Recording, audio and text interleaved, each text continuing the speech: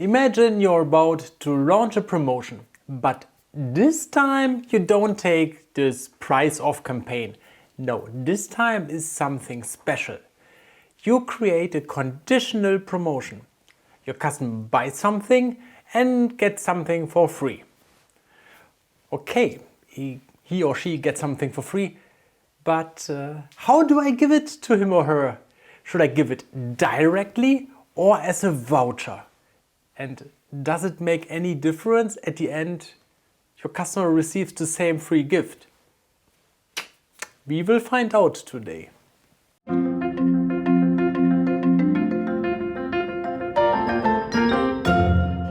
Now let's put ourselves into the shoes of your customer.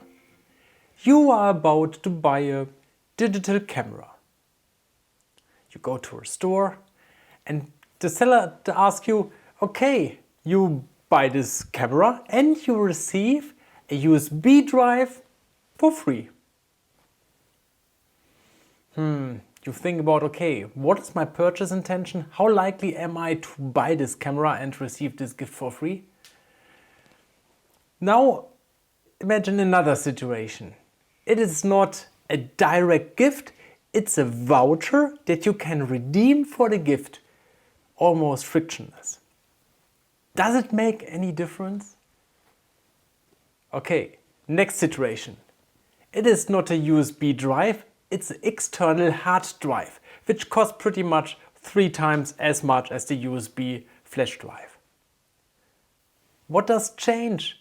How does your purchase intention change? Researchers looked into this question and they found something really interesting. They found that vouchers break the connection between buying the focal product and receiving the gift. You buy the product, you receive the voucher, and then, as a third step, you get the gift.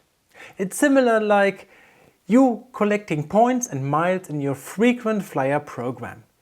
You focus very much on the points and the miles and a bit less on what you can buy with them afterwards. And this break in the connection leads to customers paying less attention to the value of the free gift in relation to what they just have bought. So they are less likely to evaluate the value of the gift in light of the focal product. And this has some neat implications. The researchers looked into 4 constellations. They either gave a direct gift or a voucher to the customers of either a high or a low promotional value. And something happened that is not too surprising. A high promotional value has a higher purchase intention than a low promotional value.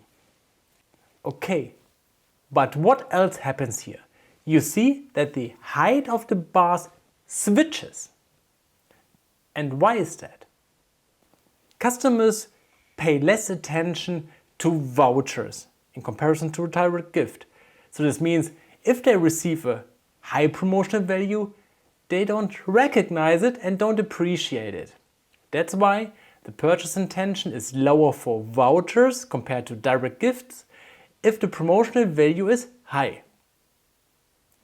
But this also means if customers don't evaluate the value of the free gift, in a low promotion value condition, customers don't recognize that the free gift is not so cool. So they are less disappointed about the gift. So they exhibit a higher purchase intention when the promotional value is low if they receive it as a voucher compared to as a direct gift. What did we learn? If you have a great promotion with a high promotional value, make it very salient to your customers that this promotional value is really high and give it directly as a gift. If you save a little bit on money and your promotional value is rather low, hide it in a voucher. This makes it less likely for your customers to be disappointed. I hope I can leave you with a spark of inspiration today. And if you seek more inspiration on pricing and psychological pricing, join me at pricingnuggets.com. I see you there.